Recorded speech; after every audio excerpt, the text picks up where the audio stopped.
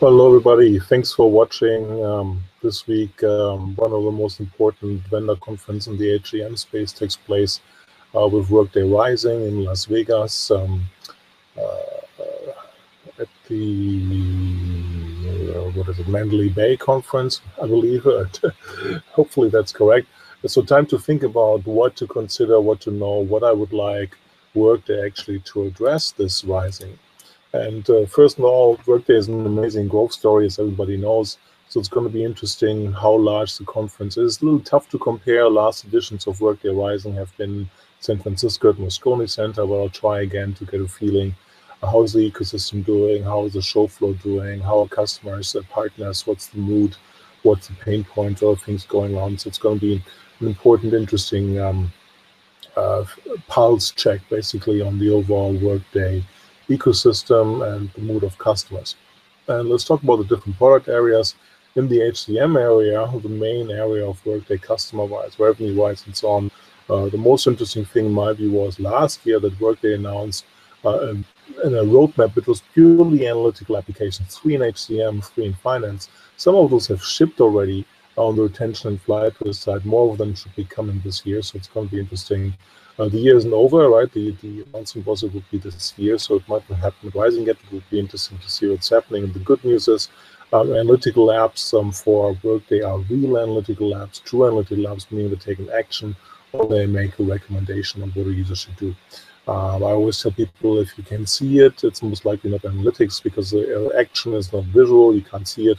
The recommendation, usually we look at text, right? And you just want to see what's the most recommended one. You might ask, why is this the most recommended one? So key area to look at. And the last major thing Workday has done, apart from payroll in the UK, has been recruiting. It's going to be interesting to see how customers see with their recruiting module, how customers are implementing it and running on it, and overall to get momentum from that perspective. Equally, do a payroll check. I'm not sure if they had a Workday Rising in Europe, so I'm not sure how many European customers were traditionally, lots of European worldwide customers generally coming to Rising, as was the only event. It will be interesting to hear what the European customers are saying, both to the UK and the upcoming next year's the ETA French payroll, equally checking in with the pretty big payroll partner ecosystem that Workday has. And then the question is, of course, talent management, right? I've been asking and looking at this, customers have been asking and looking at this for a long time. Workday does one area not in talent management learning. It's been always a partner affair so far. It will be interesting to check in how customers and partners are feeling and seeing this going. On the finance side, it's really about the momentum, right? It's getting to around 100 customers or so. Let's see what innovations and things to run, support, big fin is there, and what benchmarking probably Workday will offer by themselves again, seeing how they're making progress there. And then there's new functional area potentially. Workday is downplaying a little bit. There was a press release earlier about supporting inventory in the healthcare space, but inventory is a horizontal functionality, could be used in other areas too. So we'll see if Workday is doing more in the supply chain management aspect, which would be a new area addition to HR finance. Would be supply chain management. We'll see on that. And then in general, it's going to be interesting as Workday is looking for growth and more automation. What's going to happen on the industries and vertical side? How Workday will provide more vertical and depth functionality of this. We had a great discussion on this at that tech conference.